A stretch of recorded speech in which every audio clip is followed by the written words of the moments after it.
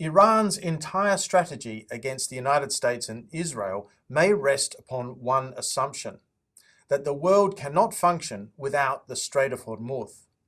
The Strait of Hormuz is one of the most critical choke points in the global energy system. Roughly 20 million barrels per day used to pass through it. That's about 1/5 of total global demand for oil products. For Iran, this creates leverage, not necessarily by blocking the strait outright, but by maintaining the credible threat of a disruption. Because if that flow is interrupted, the global market reacts immediately. In the short term, this leverage is very real. There are limited alternatives.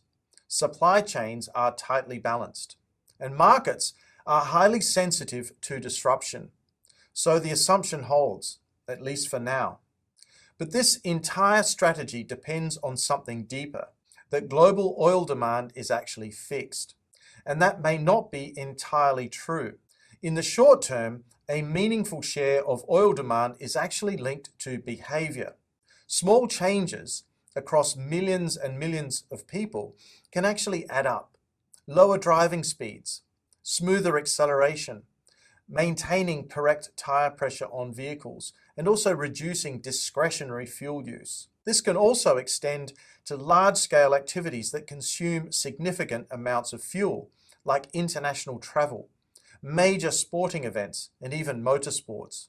Events, for example, like Formula One, or even the FIFA World Cup, rely on extensive global logistics and transport.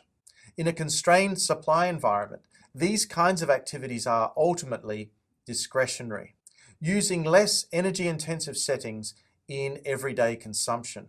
None of these changes are dramatic on their own, but together they can reduce demand faster than most people actually expect.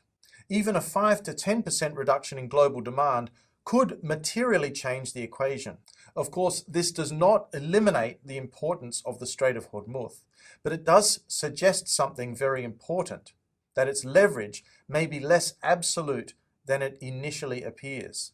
If demand adjusts, even partially, the balance shifts, and over time, that shift could become structural. The question is not whether Hormuz matters today. It clearly does. The real question is whether the world will continue to depend on it in the same way tomorrow.